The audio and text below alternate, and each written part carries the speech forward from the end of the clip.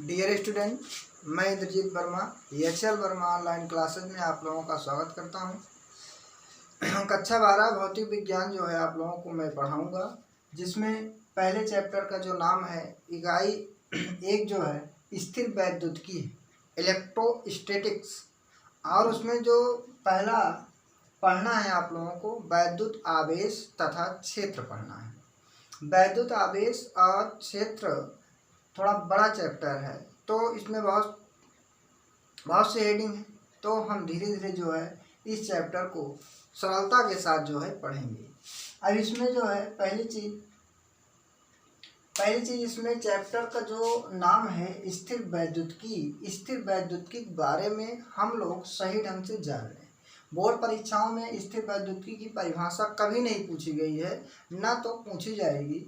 परिभाषा हमने पहले से ही जो है लिख दिया है, लेकिन इसके बारे में जो है हम आप लोगों को डिटेल से समझाएंगे। ध्यान से आप लोग बातों को सुनिएगा। परिभाषा तो आप कभी भी याद कर सकते हैं, लेकिन इसका इतिहास जो है, इसका इतिहास सुनने पर ही याद होता है। तो चलो देखते हैं। वैद्युतिकी भाई, वैद्युतिकी शब्द तो आ गया। अब वैद्युतिकी शब्द की खोज किसने की, कहाँ से उत्पन्न हुआ, किस प्रकार आया, तो इन सब की जानकारी हम लेते हैं। चलो पहले स्टार्ट करते हैं कि वैद्युतिकी की खोज सर्वप्रथम किसने की। तो वैद्युतिकी की खोज एक वैज्ञानिक थे, थेल्स नामक वैज्ञानिक ने 600 ईसा पूर्व में किया था। अब थेल्स कहाँ के वैज्ञानिक थे ये भी जान लो। एक देश है जिसका नाम है ग्रीक देश में एक स्थान है मिलेटस। मतलब थेल्स जो थे ग्रीक देश के थे। ग्रीक देश में जो स्थान है उसका नाम क्या है, मिलेटस। मतलब थेल्स नामक वैज्ञानिक ने 600 ईसा पूर्व में वैद्युतिकी के बारे में सर्वप्रथम बताया। अब बताया क्या ये भी जान लो। इन्होंने बताया क्या या प्रयोग क्या किया। इन्होंने प्रयोग में एक अंबर नामक पदार्थ को लिया। अंबर को एक बात और जान लीजिए, ग्रीक भाषा में अंबर को इलेक्ट्रॉन कहते हैं। अब इलेक्ट्रॉन, प्रोटॉन, न्यूट्रॉन, इसको आप लोग विधिवत जानते हो, 9, 10, 11 में सब कोई पढ़े हो। इलेक्ट्रॉन क्या है, प्रोटॉन क्या है, न्यूट्रॉन क्या है। इलेक्ट्रॉन की खोज, प्रोटॉन की खोज, न्यूट्रॉन की खोज सब जानते हो। ईंटा पर नाचे के माध्यम से सब कोई जानते हो। तो थेल्स का प्रयोग क्या था, थेल्स नामक वैज्ञानिक ने जो प्रयोग किया था, उस प्रयोग में उन्होंने अंबर नामक पदार्थ को लिया था और ऊन लिया था। ऊन जानते हो ना। तो थेल्स का प्रयोग क्या था, थेल्स ने अपने प्रयोग में यही किया कि जब अंबर को ऊन से रगड़ा गया, जब अंबर नामक पदार्थ को ऊन से रगड़ा गया, तो रगड़ने के बाद क्या होता है कि एक पदार्थ जो होते हैं छोटे छोटे कणों को, छोटे छोटे कण का मतलब धूल के कण हो गए, धूल के कण, और कागज के तिनके, और हल्के पंखे, चलने वाला पंखा नहीं, जो पंखा उड़ता है, छोटे छोटे होते हैं, उन सबको क्या करने लगा, आकर्षित करने लगा। कहने का मतलब ये है कि थेल्स ने प्रयोग किया कि जब अंबर को ऊन से रगड़ते हैं, रगड़ने के बाद जब उसको जो है कुछ कणों के समीप लाया जाता है, तो वह पदार्थ जो होता है धूल के कणों को, कागज के तिनकों को या पंखे को अपनी ओर आकर्षित करने लगा। अब आकर्षण का मतलब क्या होता है, पास आना। प्रतिकर्षण का मतलब क्या होता है, दूर जाना। तो इसका मतलब ये है, ये तो थेल्स का प्रयोग था। लेकिन भाई एक वैज्ञानिक अगर प्रयोग कर दे, अगर सही मान लिया जाए, तो बहुत सारे वैज्ञानिक है इस दुनिया में, सभी का प्रयोग सत्य थोड़ी होता है। तो थेल्स ने ये अपना प्रयोग कर दिया। प्रयोग करने के बाद अब कुछ वैज्ञानिक और आए। एक वैज्ञानिक थे गिलबर्ट।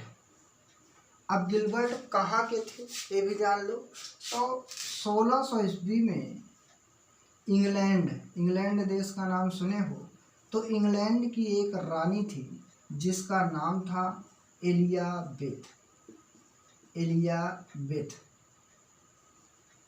तो इतिहास है, थोड़ा टाइम लगेगा तो समझिए कि 1600 में इंग्लैंड की एक रानी जिनका नाम था एलिजाबेथ। अब रानी एलिजाबेथ के एक पर्सनल चिकित्सक थे जिनका नाम था गिलबर्ट। अब एक भाई डॉक्टर थे हैं, उसके बाद एक वैज्ञानिक भी थे। अब इन्होंने भी प्रयोग किया। अब इन्होंने प्रयोग में क्या किया, इन्होंने अपने प्रयोग में यह बताया, जिस प्रकार से थेल्स ने यह बताया कि अंबर को ऊन से रगड़ने पर वह छोटे छोटे कणों को, कागज के तिनकों को, पंखों को अपनी ओर आकर्षित करता है, उसी प्रकार अंबर के अतिरिक्त कुछ पदार्थ ऐसे हैं जैसे लाख हो गया, गंधक हो गया, एवोनाइट हो गया,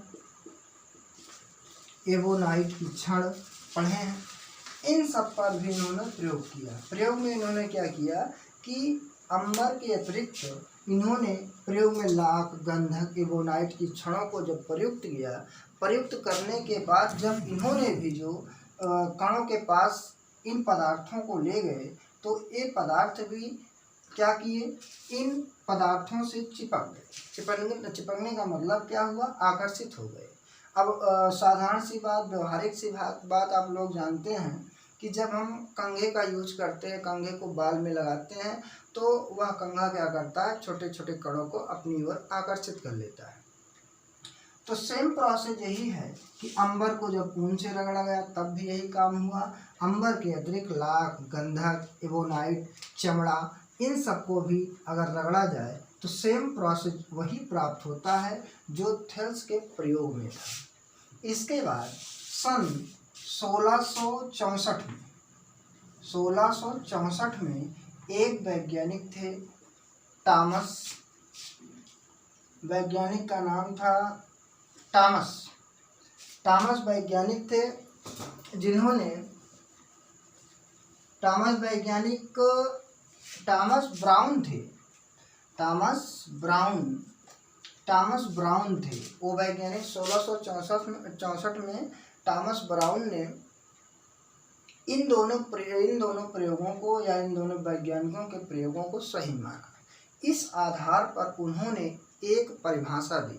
उन्होंने परिभाषा में यह बताया कि जब दो वस्तुओं को आपस में रगड़ा जाता है तो उन वस्तुओं से जो आकर्षण का गुण प्राप्त होता है वही हमारा क्या है, वैद्युत है। वही हमारा क्या है, वैद्युत, इलेक्ट्रिक। तो ये बात किसने बताई, टॉमस ब्राउन ने 1664 में। और प्रयोग जो है थेल्स ने 600 ईसा पूर्व में किया था, 1600 ईसा पूर्व में गिलबर्ट ने बताया था, और 1664 में टॉमस ब्राउन ने इन दोनों वैज्ञानिकों के प्रयोगों को सही माना। और उस आधार पर उन्होंने यह बताया कि जब दो वस्तुओं को आपस में रगड़ा जाता है तो उसमें जो आकर्षण का गुण विद्यमान गुण पाया जाता है वही हमारा क्या है, वैद्युत।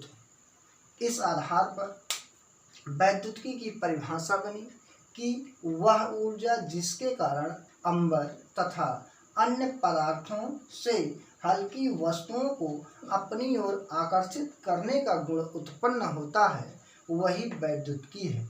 इस गुण को प्राप्त कर लेना वैद्युतमय तथा आवेशन कहलाता है। अब यहाँ से आवेशन की परिभाषा इम्पोर्टेंट है। आवेशन, वैद्युतमय तथा आवेशन क्या है, तो इसका मतलब वैद्युतिकी का गुण जिन पदार्थों में विद्यमान हो जाए वही क्रिया वैद्युतमय तथा आवेशन कहलाती है। कि वह ऊर्जा जिसके कारण अंबर तथा अन्य पदार्थों के द्वारा हल्की वस्तुओं को अपनी ओर आकर्षित करने का गुण उत्पन्न हो वही वैद्युतिकी है। यह गुण, इस गुण को प्राप्त कर लेना वैद्युतमय तथा आवेशन कहलाता है। तो ये तो इतिहास था, थेल्स का प्रयोग था, उसके बाद गिलबर्ट भाई साहब का प्रयोग था और टॉमस ब्राउन का प्रयोग था। तो इसका मतलब ये होता है कि हम जब वो दो वस्तुओं को आपस में रगड़ते हैं तो वह वस्तुएं छोटे छोटे कणों को अपनी ओर आकर्षित करते हैं। आकर्षण प्रतिकर्षण इसमें भी प्रयोग हुआ। एबोनाइट की क्षण, अगर एबोनाइट की क्षण को पास पास लाया जाता है तो उसमें प्रतिकर्षण होता है। अगर अलग अलग पदार्थों को आपस में लाया जाता है तो उसमें आकर्षण होता है। इस आधार पर यह बताया गया कि समान आवेशों में प्रतिकर्षण का गुण पाया जाता है, जबकि असमान आवेशों में आकर्षण का गुण पाया जाता है। ठीक है, तो इसका मतलब ये होता है कि जहाँ पे हमारे समान आवेश होंगे वहाँ पे प्रतिकर्षण होगा, प्रतिकर्षण का मतलब दूर होंगे, और जहाँ पर आप असमान आवेश होंगे वह एक दूसरे को आकर्षित करेंगे। इतनी बात अगर समझ में आई हो तो इतने लिखने वाली बात है, इतनी बात हमारी क्या थी, समझने वाली थी। अब इसके बाद ये तो हो गया वैद्युत की वह ऊर्जा जिसके कारण अंबर तथा अन्य पदार्थों के द्वारा हल्की वस्तुओं को अपनी ओर आकर्षित करने का गुण उत्पन्न होता है, वह वैद्युतिकी कहलाता है। इस गुण को प्राप्त कर लेना वैद्युतमय तथा आवेशन कहलाता है। परिभाषा याद कर लीजिएगा। आप लोगों का काम है, हमारा काम है समझाना। यहाँ पर आप लोग जो अच्छा लगे इस साइड का लिख लीजिएगा। बोर्ड परीक्षाओं में नहीं पूछा जाता है, लेकिन याद करना आवश्यक है। भाई हाई स्कूल में तो हो नहीं, इंटर में हो तो कुछ बातें इतिहास के बारे में जाननी है कि वैद्युतिकी का इतिहास क्या है। परिभाषा तो याद कर लोगे 1-2 दिन में है। तो अब इसके बाद हेडिंग आती है कि आवेश क्या है। कौन सी? आवेश, जिसकी इंग्लिश होती है चार्ज। जिसकी इंग्लिश क्या होती है? चार्ज। चार्ज मीन्स क्या होता है? आवेश होता है। चार्ज मीन्स क्या होता है? आवेश। अब आवेश की परिभाषा क्या होती है जान लीजिए। पहले चीज एक सिंपल सी परिभाषा, आवेश बराबर एक फार्मूला होता है धारा गुणे समय। धारा गुणे समय। अब आवेश के यहाँ से भी परिभाषा बनती है, सूत्र से भी परिभाषा बनती है कि धारा और समय का गुणनफल आवेश कहलाता है। धारा और समय का गुणनफल आवेश कहलाता है। आवेश का प्रतीक Q होता है, धारा का प्रतीक I होता है, समय का प्रतीक T होता है। इसका मतलब आप लोगों ने 9 में पढ़ा होगा SI प्रणाली, 7 मूल भौतिक राशियां जिनमें विद्युत धारा था, उसका मूल मात्रक एम्पीयर था। तो इसका मतलब ये धारा का मात्रक क्या होगा? एम्पीयर। और समय का ये वाला समय का क्या हो जाएगा? सेकंड।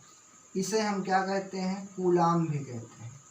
आगे आप लोगों को कूलाम का नियम भी पढ़ना होगा, है कूलाम का नियम बहुत इम्पोर्टेंट है। अब इसके बाद आवेश की एक परिभाषा और होती है। परिभाषा क्या है? किसी पदार्थ में अगर कोई पदार्थ हमारा हो और उस पदार्थ में वैद्युत और चुंबकत्व दोनों का गुण अगर विद्यमान हो जाए तो वह पदार्थ आवेश कहलाता है। भाई अगर बैटरी है, बैटरी डिस्चार्ज हो, कहते हैं डिस्चार्ज हो गई, चार्ज का मतलब आवेश करना, उसमें वैद्युत चुंबकत्व का गुण विद्यमान होना, वही हमारा क्या कहलाता है? आवेश। चाहे तो आप लोग परिभाषा इससे याद कर सकते हैं, धारा और समय का गुणनफल क्या कहलाता है? आवेश। ठीक है, तो अभी हम आवेश की परिभाषा लिख देते हैं जो बुक में है। एक परिभाषा याद कर लीजिएगा, धारा और समय का गुणनफल आवेश कहलाता है। धारा और समय का गुणनफल क्या कहलाता है? आवेश। ठीक है, तो अभी एक परिभाषा और आप लोगों को इस पर लिख देंगे, देख लीजिएगा। अब इसके बाद जो है आवेश के प्रकार। आवेश के प्रकार, आवेश के प्रकार, टाइप्स ऑफ चार्ज। अब आवेश के प्रकार में आवेश देखिए 2 प्रकार का होता है। आवेश कितने प्रकार का होता है? 2 प्रकार का। इसको एक वैज्ञानिक थे फ्रैंकलिन ने बताया। ये सब बातें जो है आप लोग दिमाग में बैठाइए, 12 के बाद जो है आप लोग तैयारी करोगे तो उसमें काम देगा कि आवेश 2 प्रकार का होता है। किसने बताया? अमेरिकी वैज्ञानिक थे फ्रैंकलिन। अमेरिकी वैज्ञानिक थे फ्रैंकलिन। अब आवेश के प्रकार में एक हमारा होता है धन आवेश, और दूसरा जो होता है वह उसका नाम है ऋण आवेश। पहले का नाम है धन आवेश और दूसरे का नाम है ऋण आवेश। पहले का नाम क्या है? धन आवेश और दूसरे का नाम क्या है? ऋण आवेश। अब धन आवेश क्या है, ऋण आवेश क्या है, अभी जान लो। अब इसका मतलब धन आवेश के बारे में आप लोग समझ लीजिए कि अब धन आवेश जब किसी पदार्थ पर इलेक्ट्रॉनों की अधिकता के कारण आवेश उत्पन्न हो जाए तो उसे हम धन आवेश कहते हैं। ऋण आवेश क्या है? जब किसी पदार्थ पर इलेक्ट्रॉनों की कमी से आवेश उत्पन्न हो जाए तो वह हमारा क्या है? ऋण आवेश। इससे नहीं समझ में आ रहा है, चलो उदाहरण के रूप में बताते हैं धन आवेश के बारे में और ऋण आवेश के बारे में है। तो हम धन आवेश के लिए देखो लेते हैं, एक ले लिया जाए पदार्थ जिसका नाम है, एक अगर मान लीजिए लेते हैं कांच की छड़, ये मान लो हमारी कांच की छड़ है, ठीक है। अब इसके बाद क्या कर लिया जाए, एक लिया जाए रेशम का कपड़ा, ये मान लो कपड़ा है और ये हमारी कांच की छड़ है। अब इस पे धन आवेश कैसे मतलब होगा, तो चलो देखते हैं। अब हम क्या करते हैं, कांच की छड़ को रेशम के कपड़े पर रगड़ते हैं। कांच की छड़ को रेशम के कपड़े पर जब रगड़ा जाता है तो कांच की छड़ से इलेक्ट्रॉन निकलकर रेशम के कपड़े पर चले जाते हैं, ठीक। मतलब जब कांच की छड़ को रेशम के कपड़े पर रगड़ा जाता है तो कांच की छड़ पर उपस्थित जो इलेक्ट्रॉन होते हैं वह रेशम के कपड़े पर चले जाते हैं। भाई अगर इससे कुछ जा रहा है तो यहाँ क्या होगा, कमी होगी। तो इसका मतलब यहाँ पर जो हो गया इलेक्ट्रॉनों की कमी हो गई, जिसके कारण यह कांच की छड़ क्या हो जाती है, धनावेशित।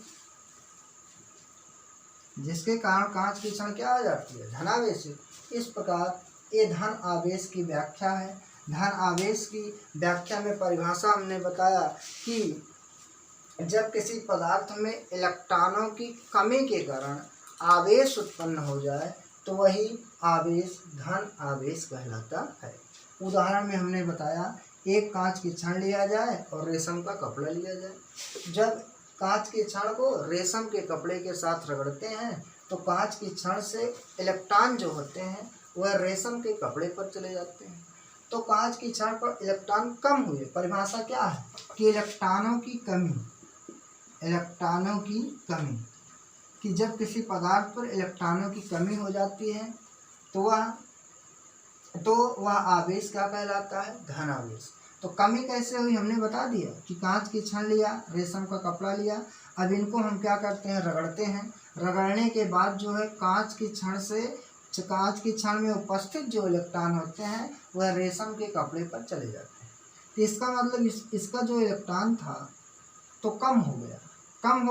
जब इसके इलेक्ट्रॉन में कमी हो गई तो कांच की छड़ क्या हो गई, धनावेश। इस प्रकार ये धनावेश की व्याख्या। अब इसके बाद देखते हैं कि ऋण आवेश की व्याख्या करते हैं। ऋण आवेश क्या है? अब ऋण आवेश में जो है, अब यहाँ इलेक्ट्रॉनों की कमी है।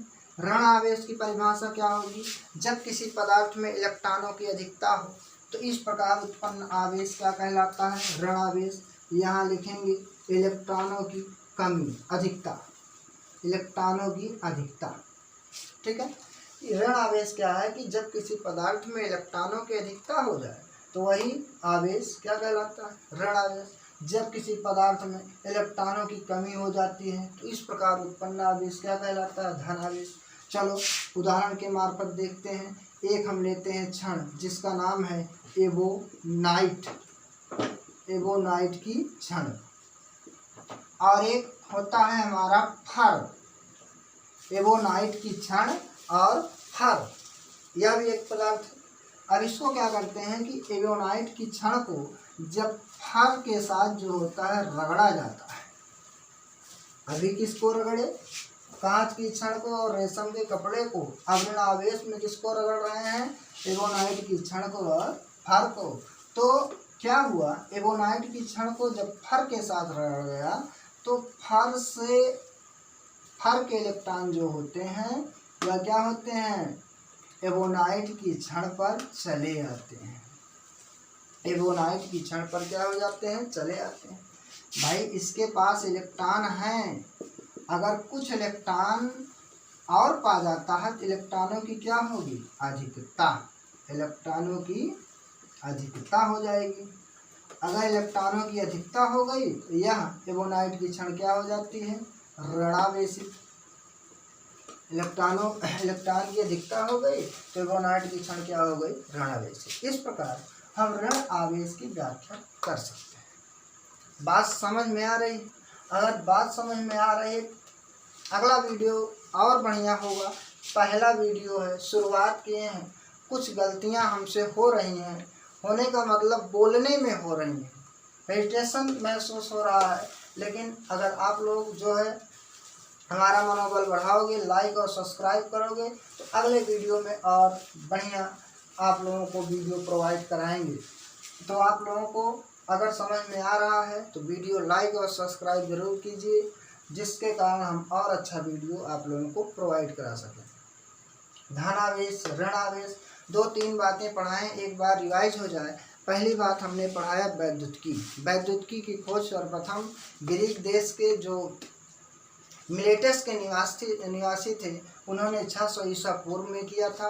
और उसके बाद उन्हें अपने प्रयोग में अंबर और ऊन को लिया था। अंबर और ऊन को रगड़ा गया तो वह छोटे छोटे तिनकों को अपनी ओर आकर्षित करने लगा। 1600 ईस्वी में इंग्लैंड की रानी, जिनका नाम था एलिजाबेथ, के प्रसिद्ध चिकित्सक और वैज्ञानिक गिलबर्ट ने अंबर के स्थान पर अन्य पदार्थों को लिया, जैसे लाख, चमड़ा, एबोनाइट की छड़, इन सब को जब लिया तो और अन्य पदार्थों के साथ जब रगड़ा तो वही क्रिया प्राप्त हुई जो थेल्स की थी। इस आधार पर 1664 ईस्वी में टॉमस, क्या नाम बताए थे उनका, टॉमस ब्राउन ने जो क्या किया कि इस आधार पर एक परिभाषा दी। परिभाषा उन्होंने क्या दी कि जब दो वस्तुओं को आपस में रगड़ा जाता है तो वह पदार्थ या वह वस्तुएं छोटे छोटे कणों को अपनी ओर आकर्षित करती हैं।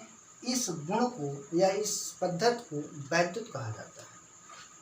उसके बाद हमने बताया आवेश क्या है। एक परिभाषा जो हमने बताई थी, धारा और समय का गुणनफल क्या कहलाता है, धारा और समय का गुणनफल क्या कहलाता है, आवेश। आवेश का मात्रक कूलाम बताए हैं, एम्पियर इनटू सेकंड भी बताए हैं। बहुत सारी परिभाषाएं होंगी, एक परिभाषा और बताने कहे थे लेकिन वो परिभाषा हम आप लोगों को अगले वीडियो में बताएंगे। और उसके बाद जो है धन आवेश बताएं। धन आवेश क्या है, इलेक्ट्रॉनों की कमी होना धन आवेश, इलेक्ट्रॉनों की अधिकता होना ऋण आवेश। व्याख्या हमने बताया, धन आवेश में कांच की छड़ और रेशम के कपड़े को रगड़ा तो कांच की छड़ के उपस्थित इलेक्ट्रॉन रेशम के कपड़े पर जाने लगे। भाई अगर हमारे पास 10 रुपये हैं, 4 रुपये किसी को देते हैं तो कमी हो रही है, तो इसमें क्या होगा, इलेक्ट्रॉन की कमी होगी। वही परिभाषा बन गई। और उसके बाद यह पदार्थ या कांच की छड़ क्या हो गई, धनावेश। ऋण आवेश क्या है, इलेक्ट्रॉनों की अधिकता होना क्या कहलाता है, ऋण आवेश। उदाहरण बताए, एबोनाइट की छड़ लिया जाए और एक फर होता है, बायोलॉजी की भाषा शब्द है जो है, तो इसको जब लिया जाता है तो फर पर उपस्थित इलेक्ट्रॉन एबोनाइट की छड़ पर आते हैं। अगर हमारे पास 10 रुपये हैं, 5 रुपये और कोई देता है तो इसका मतलब हमारे पास पैसों की क्या होगी, अधिकता होगी। तो यहाँ पर इलेक्ट्रॉनों की क्या हो गई, अधिकता। तो इस प्रकार यह एबोनाइट की छड़ क्या हो जाती है, ऋणावेशित। अब इसके बाद जो है, इतनी बात जो है आप लोग चाहे तो तैयार कर लीजिए, चाहे तो लिख लीजिए, लेकिन दिमाग में बैठाइए, क्योंकि बोर्ड परीक्षाएं जो हैं सिलेबस बहुत धीमा है, तो आप लोग थोड़ा मेहनत करोगे, सिलेबस आगे बढ़ेगा। अच्छा पढ़ो, अच्छा नंबर लाओ। इसी के साथ धन्यवाद।